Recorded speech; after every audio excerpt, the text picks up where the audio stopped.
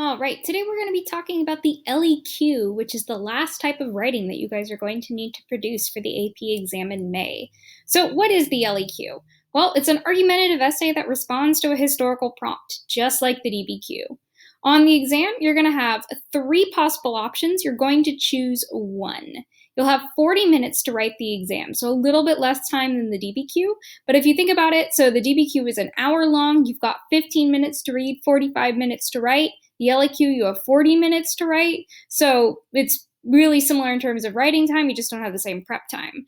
Now, what's good about the LEQ is that it's basically the same structure and format as the DBQ, but instead of using evidence drawn from documents, you're just using historical facts and claims. The good news is that you already have a lot of the skills, right? Because you know how to write the DBQ, this is not going to be too much different.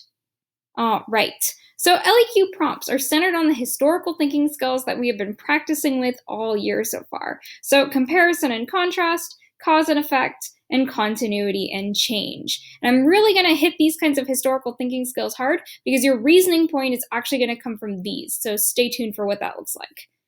All right. Let's look at some examples. So number one, evaluate the extent to which Europe's interactions with its overseas colonies in the period 1500 to 1650 differed from its interactions with its overseas colonies in the period 1815 to 1914. So that would be comparison and contrast there. Next up, evaluate the most significant effect of state centralization by European monarchs during the period 1450 to 1648. That is cause and effect right there. Effects specifically. And then describe and explain significant continuities and changes in attitude towards and experiences of women from the Reformation through the Enlightenment. That is continuity and change right there. All right, let's do some practice. So what kind of prompt is this? Evaluate the most significant effect of the Great Depression in Europe.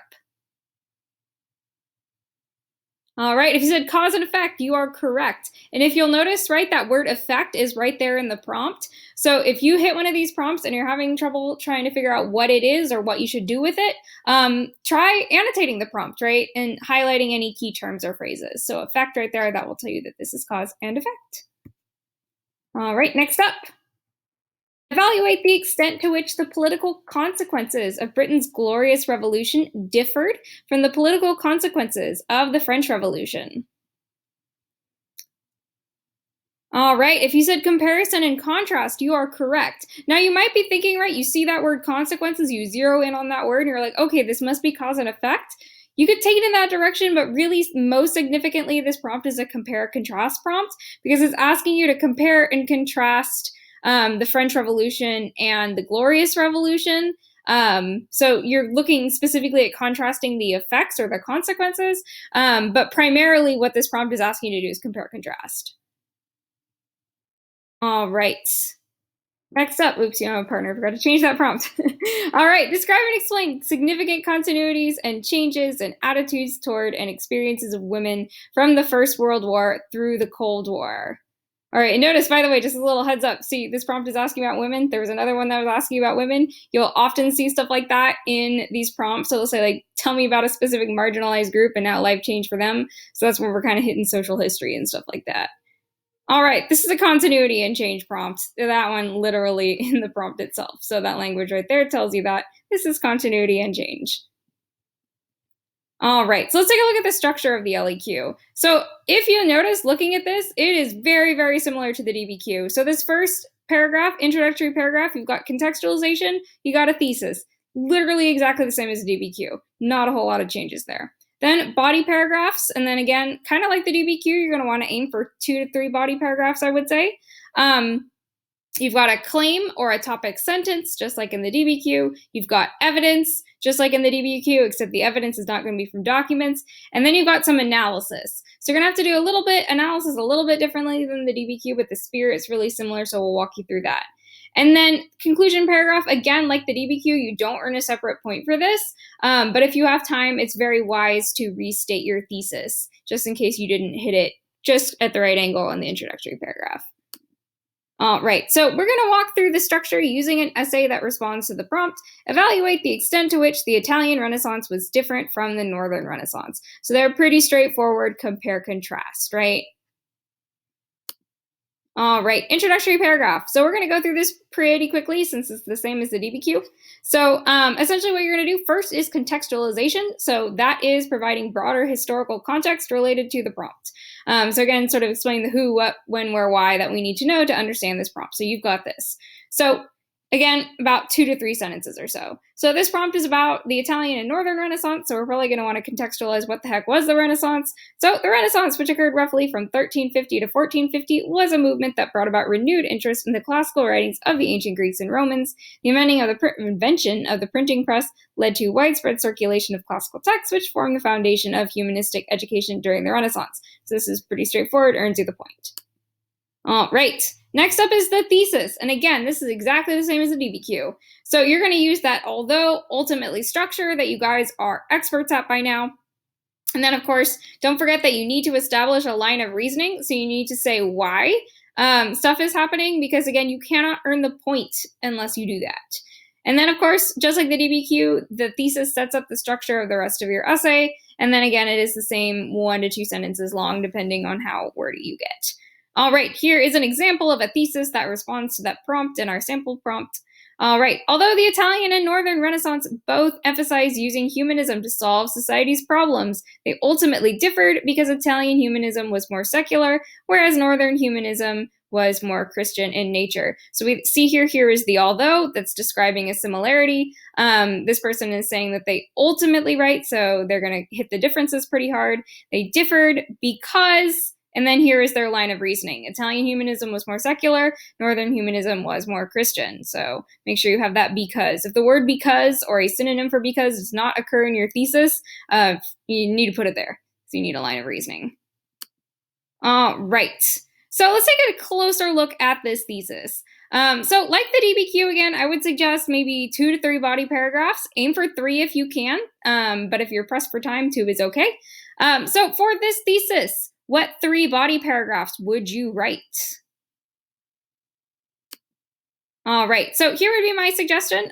Your first body paragraph is your although paragraph, so you would describe that similarity between the Italian and the Northern Renaissance that this person identified, which is that they're both about humanism and solving problems, or societal problems. Your first ultimately paragraph would be how the Italian Renaissance was more secular. Your second ultimately paragraph, how was the Northern Renaissance more Christian? All right. So, body paragraphs, let's talk about that. And again, lots of similarities here with the DBQ. The only difference really is the evidence, and then the reasoning is slightly different. All right, topic sentence, gotta have a topic sentence. Some of you guys still aren't including these on your DBQ, and that makes them hard to read. So again, you don't earn a point for the topic sentence, but it does help organize your essay, and that will help you with the complexity point. So what you need to do is start with a claim or topic sentence that identifies what you are going to prove in this specific body paragraph. And again, it is linked to the overarching argument you made in your thesis, so it should be easy to see how it relates to that. And again, you don't earn points for this, but it helps organize and structure your essay. So we are going to walk through the although paragraph of this essay. So here's our sample topic sentence. The Italian and Northern Renaissance are similar because both movements believe that humanism could be used to reform society. So again, it's really just taking that first part of the thesis, the although part, and just slapping it on the new body paragraph, and that is your topic sentence. All right. So, evidence. Here's the big difference between the DBQ and the LEQ. Instead of using evidence from a document set, you're just supporting that claim that you made with historical facts and details. So, basically what you're doing is all your evidence is like that outside evidence from the DBQ, except you're only using outside evidence. You're not using any documents. So again, when I mean outside evidence, I don't mean you have to like cite something specific saying, according to the textbook, according to the lecture, according to wikipedia.com, you aren't doing that. You're just citing historical facts and claims that people wouldn't argue about. So you could say, like, okay, we'll look at an example in just a second.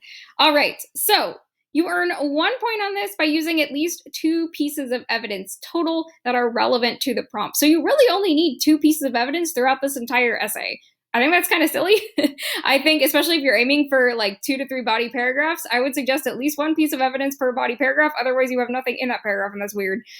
So 1 to 2 pieces of evidence, I would say, per body paragraph. And then evidence really has to be specific. This is where people run into trouble on the LEQ. They don't know the content very well, so they just kind of mention vague things. So they say the Italian Renaissance and the Northern Renaissance were similar because they were about humanism, but they can't think of any examples of humanist scholars or humanism in art or anything like that, and so they just kind of flop around and don't prove anything.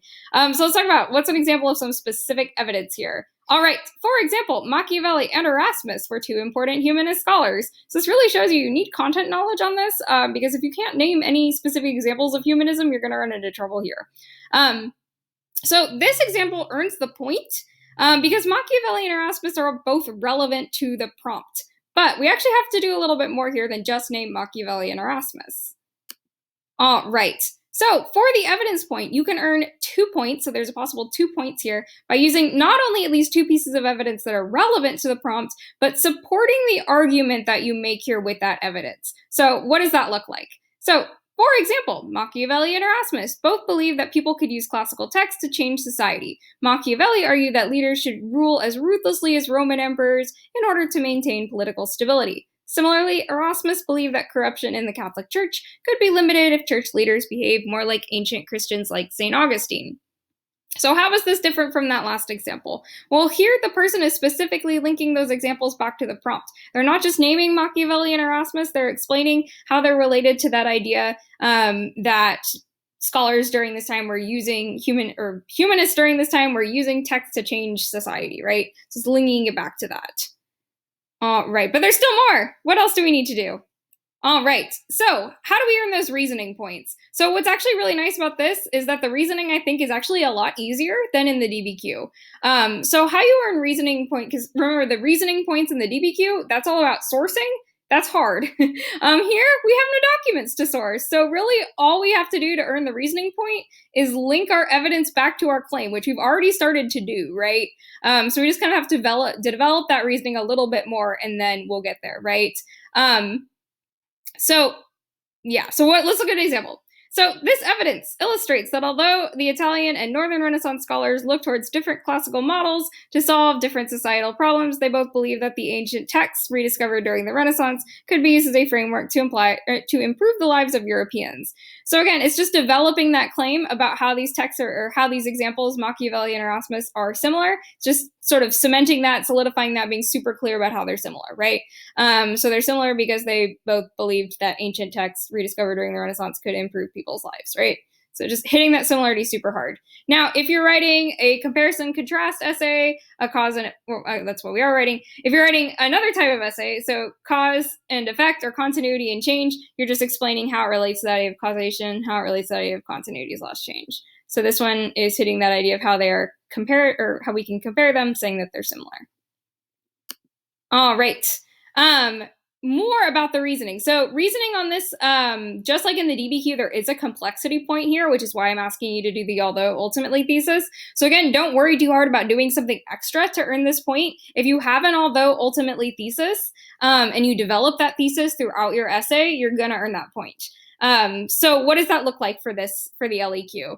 Well, again, use the although ultimately thesis, and if you are writing a cause and effect essay, addressing both causes and effects, or you could also address multiple causes.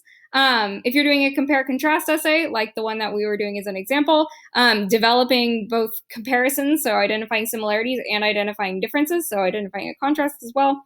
And then if you're writing a continuity and change essay, telling me what stayed the same, so the continuities, and then telling me what was different, right? And then using that although ultimately structure to say sort of like there's a minor piece and then a major piece. So if you're doing like a continuity and change essay, you say, although not that much changed, a whole bunch changed here, et cetera, right? You know how to do this. I'm just repeating myself. All right. So let's look at all those examples. Let's put them all together. Let's see what they would look like in one paragraph. So the Italian and Northern Renaissance are similar because both movements believe that humanism could be used to reform society. For example, Machiavelli and Erasmus both believed that people could use classical texts to change society. Machiavelli argued that leaders should rule as ruthlessly as Roman emperors in order to maintain political stability. Similarly, Erasmus believed that corruption in the Catholic Church could be limited if church leaders behaved more like ancient Christians like St. Augustine. This evidence illustrates that while Italian and Northern Renaissance scholars looked toward different classical models to solve different societal problems, they both believe that the ancient texts rediscovered during the Renaissance could be used as a framework to improve the lives of Europeans. All right. So your turn. Let's do a little practice, which will also be a little review of the Renaissance. So as we noted, right, the next paragraph is going to be an ultimately paragraph, and it would explain how the Italian Renaissance was secular, right? So what evidence from history suggests that the Italian Renaissance was primarily secular? So here's a sample topic sentence. However, the Italian Renaissance was primarily secular in nature. Super quick, easy to do, right?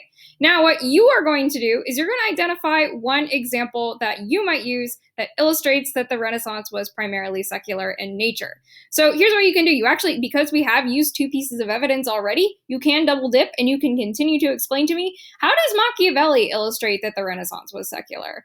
So what would you say about Machiavelli if you're using him as an example? Or you could pick a different example. So maybe think about art. Think about some artists who had non-Christian subjects, perhaps. So just type that and you are good to go. All right, conclusion paragraph. So again, just like in the DBQ, you don't earn a point for the conclusion paragraph, but you don't need a full paragraph either. But it is nice if you find yourself having a minute or two at the end of your essay and you're like, oh man, I got some extra time. Just restate your thesis. And the reason why you want to do that is because if you phrased your thesis in your introductory paragraph in such a way that it didn't earn you the point, so if you forgot a line of reasoning, but if you add that in here, you state your thesis correctly this time around, you can kind of cover your butt and you can earn that thesis point if you missed it the first time around.